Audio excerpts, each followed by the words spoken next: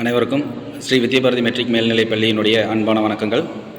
இது நாள் வரலுமே நம்மளுடைய கல்வி நிறுவனத்தின் மூலமாக உங்களுக்கு அதிகப்படியான பயனுள்ள தகவல்களை நம்மளுடைய யூடியூப் சேனல் மூலமாக கொடுத்துட்டு இருந்துருக்கிறோம். இந்த வகையில் இன்றைக்கி நம்ம பார்க்கக்கூடிய பகுதி எது அப்படின்னு சொன்னால் 12ஆம் வகுப்பு மாணவர்களுக்கு பயன்படக்கூடிய வகையில் நம்மளுடைய யூடியூப் சேனல் உங்களுக்கு ஒரு நல்ல ஒரு வாய்ப்பை ஏற்படுத்தி தரதுக்காக ஒரு வினாத்தாள் வடிவமைப்பு, அந்த வினாத்தாள் எங்கிறதெல்லாம் கேட்டிருக்குது. அதனால் என்னென்ன பயன் மாணவர்களுக்கு, அப்போ அவர்கள் படிக்கும்போது எந்தெந்த மாதிரியான திங்கிங், அதாவது யோசனைகள் இருக்கணும் ஒரு கொஷினில் அப்படிங்கிறத பற்றி தான் நம்ம கொஞ்சம் இப்போ பார்க்க போகிறோம். அதில் இப்போ நம்ம எழுதியிருக்கக்கூடிய இந்த வினா அப்படிங்கிறது முதல்ல நம்மளுக்கு 14 ஒரு மதிப்பெண் வினாக்கள் இந்த வினாத்தாளில் இருக்குது. அதில் முதல் வினா அப்படின்னு எடுத்துக்கிட்டோம் அப்படின்னு சொன்னால் நாலடியார் பாடல் நமக்கு கொடுத்துருக்குறாங்க. அந்த நாலடியார் பாடலுக்கு உண்டான திருக்குறள் எது பொருந்தும் அப்படிங்கன்னு சொல்லி கேட்டிருக்கிறாங்க. அப்போ அந்த நாலடியார் பாடல் அப்படிங்கிறத நம்ம தெளிவாக படிக்கணும். அந்த பாடலை படிச்சுட்டு அந்த பாடலுக்கு உண்டான விளக்கங்களை முதல்ல நம்ம தெரிஞ்சுக்கணும். அந்த விளக்கங்களை தெரிஞ்சுக்கிட்டோம் அப்படின்னு சொன்னால் அதுக்கு கீழே 3 விடைகள் கொடுத்துருக்குறாங்க. அதில் எது சரியான விடை அப்படிங்கிறத நம்ம தேர்ந்தெடுக்கணும். அப்போ அந்த நாலடியார் பாடலுக்கும் கீழே கொடுத்துருக்கக்கூடிய திருக்குறளுக்கும் எந்த கருத்துக்கள் பொருந்துது அப்படிங்கிறத பார்த்துட்டு அந்த கருத்துக்கள் பொருந்துகிற மாதிரி இருக்கக்கூடிய கருத்துக்கள் எந்த குறள் இருக்குதோ அதை தான் நம்ம எடுத்துக்கணும்.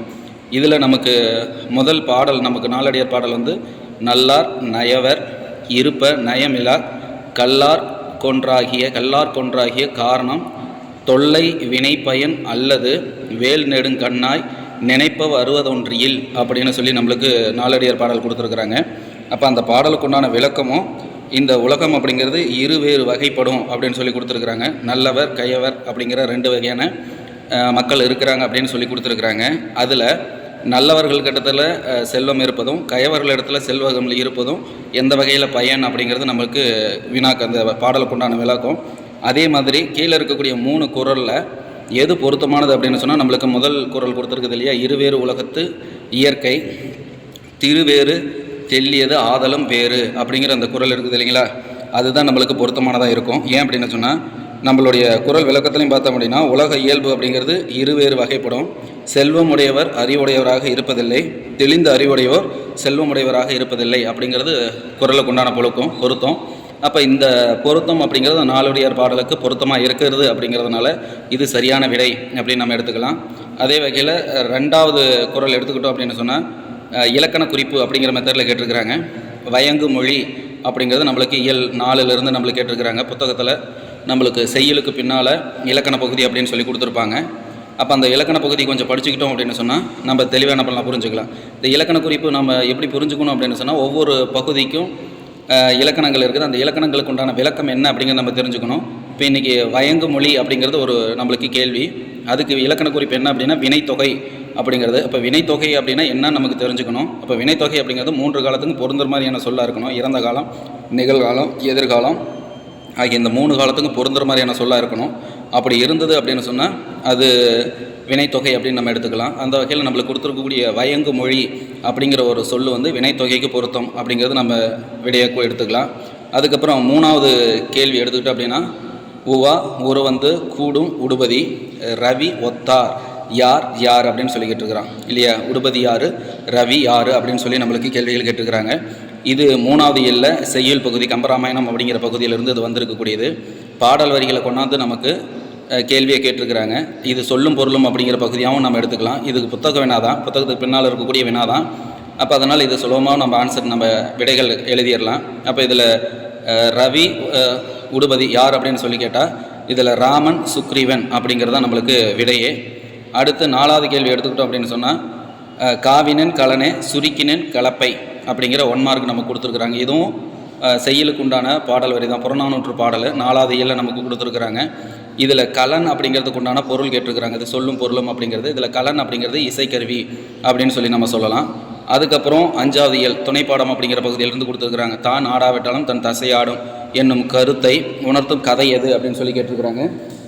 அப்போது துணைப்பாடம் பொறுத்தவரையிலுமே நம்ம கருத்துக்களை உள்வாங்கிட்டு அப்போ ஒரு துணைப்பாடம் எது சார்ந்த ஒரு கருத்துக்களை எடுத்து சொல்லுது அப்படின்னு தெரிஞ்சுக்கிட்டால் இதுக்குண்டான விடையை நாம் எழுதிடலாம். துணைப்பாடம் பொறுத்தவரையிலுமே நம்மளுக்கு புத்தகத்துக்கு பின்னால் கேள்விகள் எதுவும் இல்லை. அப்போ அவங்க பொதுவான கேள்விகளை தான் கேட்பாங்க. அப்போது அதை நம்ம தெரிஞ்சுக்கணும் அப்படின்னா அந்த கதைகளுடைய மைய கருத்து என்னன்னு தெரிஞ்சுக்கிட்டால் அந்த கதைக்குண்டான உள்ளார கொடுத்துருக்கக்கூடிய நோக்கம் என்ன அப்படிங்கிறது எல்லாமே தெரிஞ்சுக்கலாம். கதை மாந்தர் யார், அவங்க ஏற்கும் வேடம் என்ன, ஆசிரியர் யார் அப்படிங்கிறது எல்லாமே நம்ம தெளிவாக படிச்சுக்கணும். அப்போ இந்த வகையில் தான் ஆடாவிட்டாலும் தன் தசையாடும் அப்படிங்கிற கதைக்கு பொருத்தமான ஒரு கதைக்கரு எது அப்படின்னு சொன்னால் உரிமை தாகம் அப்படிங்கிறத நம்ம எடுத்துக்கலாம். அதில் அண்ணன் தம்பிக்கு உண்டான பாச பிணைப்பை பற்றி நம்மளுக்கு சொல்லியிருப்பாங்க. அப்போ அதனால் அது பொருத்தமானது. அதுக்கப்புறம் 6வது இயல் எடுத்துக்கிட்டோம் அப்படின்னா சாலைகளில் இடம்பெற்றிருக்கும் குறியீடுகளின் தொடர்பு இல்லாதது அப்படின்னு சொல்லி கேட்டிருக்கிறாங்க. அப்போ சாலையில் நம்ம பயணம் செய்யும்போது நம்மளுக்கு குறியீடுகள் இருக்கும்.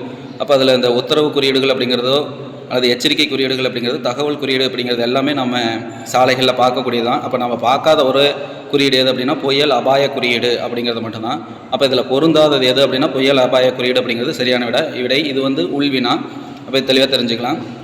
அதுக்கப்புறம் 7வது கேள்வி எடுத்துக்கிட்டோம் அப்படின்னா எங்கள் தந்தையர் நாடு என்னும் பேச்சு நிலை ஒரு சக்தி பிறக்கது மூச்சு நிலை அப்படிங்கிற ஒரு பாடல் வரி. இது வந்து உரைநடை பகுதியிலிருந்து நம்மளுக்கு எடுத்துகிட்டு வந்து கொடுத்துருக்குறாங்க. அப்போ அதில் நம்ம பாருங்கள், புத்தக வினாதான், புத்தகத்துக்கு பின்னால் இருக்கக்கூடிய வினாதான். இப்போ தந்தையர் நாடு என்னும் பேச்சு நிலை அப்படிங்கிறத எந்த சமுதாயத்தை குறிக்குது அப்படின்னு சொல்லி கொடுத்துருக்குறோம். அப்போ தந்தை வழி சமூக முறை அப்படிங்கிறது தான் சரியான விடை. அதுக்கப்புறம் 8வது கேள்வி எடுத்துக்கிட்டோன்னா ஐயாண்டெய்தி மையாடல் அறிந்தார் கலைகள் அப்படிங்கிறது நமக்கு கேள்வி. இதுவும் உரைநடை பகுதியிலிருந்து உள்வினாவிலிருந்து கொடுத்துருக்காங்க. 3வது இயலில் உள்வினாவிலிருந்து நம்மளுக்கு கொடுத்துருக்குறாங்க. 4வது இல்லை. அப்போ அதில் கொடுத்துருக்க ஒரு சிந்தாமணி அப்படிங்கிறது தான் சரியானது. ஐயாண்டெய்தி மையாடல் அப்படிங்கிறது நம்ம ஓலைச்சுவடியில் பூசக்கூடிய அந்த மை, அதை சுட்டக்கூடிய பகுதியில் தான் இதை கொடுத்துருக்குறாங்க. 4வது இல்லை சிந்தாமணி அப்படிங்கிறது அந்த நூல் கேள்விக்குண்டான சரியான பதில். அதுக்கப்புறம் குழி மாற்று எந்த துறையோட தொடர்பு இருக்கக்கூடியது அப்படின்னு சொன்னால் இதுவும் 4வது இல்லை தான் நம்மளுக்கு கொடுத்துருக்குறாங்க. குழி மாற்று அப்படின்னா கணிதம் அப்படிங்கிற ஒரு துறையோட தொடர்பு இருக்கக்கூடியது. இதுவும் புத்தக வினாதான். இதையும் நம்ம தெளிவாக தெரிஞ்சுக்கலாம். அதுக்கப்புறம் கொடுத்த கண்ணோரி பெல்ட் அப்படிங்கிற ஒரு கலைச்சொல்லாக்கம் அப்படிங்கிற பகுதியிலேருந்து நம்மளுக்கு கொடுத்துருக்குறாங்க. புத்தகத்தில் கடைசியில் நம்மளுக்கு கலைச்சொல்லாக்கம் அப்படின்னு கொடுத்துருப்பாங்க ஒவ்வொரு இயலுக்கு பின்னாலையுமே. அந்த கலைச்சொல்லாக்கம் நம்ம படிச்சுக்கிட்டோம் அப்படின்னு சொன்னால் அது நம்மளுக்கு 1 மார்க்லேயே அல்லது மொழிபெயர்ச்சி 2 மார்க்லேயே நம்மளுக்கு கேள்விகளாக வரும். இப்போ இதில் நம்மளுக்கு 1 மார்க்கில் கொடுத்துருக்குறாங்க. அப்போ அந்த ஆங்கில சொல்லுக்கு நேரடியான கலைச்சொல்லாக்கம் எது அப்படின்னா ஊர்திப்பட்டை அப்படிங்கிறது சரியானது. அதை பார்த்துக்குங்க. அதே மாதிரி சீதாள பத்திரம் என்பது இது வந்து 4வது இல்லை உள்வினா அப்படிங்கிறது புத்தக வரியிலிருந்து எடுத்து கொடுத்துருக்குறாங்க. அப்போ சீதாள பத்திரம் அப்படின்னா என்ன, பெட்டி செய்தியாகவும் இது இருக்குது. அதை நீங்கள் பார்த்துங்க. உள்ளார இருக்கக்கூடிய பெட்டி செய்தியெல்லாம் பார்த்துட்டிங்கன்னா நம்மளுக்கு 1 மார்க்காக பயன்படும். அப்போ சீதாள பத்திரம் அப்படிங்கிறது தாழை மடல். இப்போ இது எதுக்கு பயன்படுது அப்படின்னா ஓலைச்சுவடிகளுக்கு பயன்படுத்தக்கூடிய இதுதான் தாழை மடல் அப்படிங்கிறது. அதனால் இதை தெரிஞ்சுக்கிங்க. அதுக்கப்புறம் 12வது கேள்வி மில்டனின் சுவர்க்க நீக்கத்தை தமிழில் மொழிபெயர்த்தவர் யார் அப்படின்னு சொல்லி கேட்டிருக்கிறாங்க. இது உள்வினா தான். இயல் 4ல் நமக்கு இருக்குது, பெட்டி செய்தியில் இருக்குது. பா சுப்பிரமணியனார் அப்படிங்கிறது. இந்த திண்ணைப்பள்ளிக்கூடம் பகுதியெல்லாம் அந்த பகுதியில் உள்ளார இருக்கும். அதெல்லாம் தெளிவாக பார்த்துக்குங்க.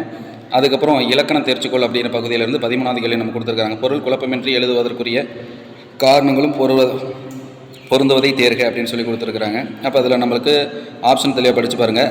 அதில் படிச்சுட்டு எது குழப்பமின்றி எழுதுறதுக்கு பயன்படுது அப்படிங்கிறது பாருங்கள். இப்போ தேவையான இடங்களில் இடைவெளி விடாமல் எழுதணும் அப்படின்னா குழப்பங்கள் ஏற்படும்.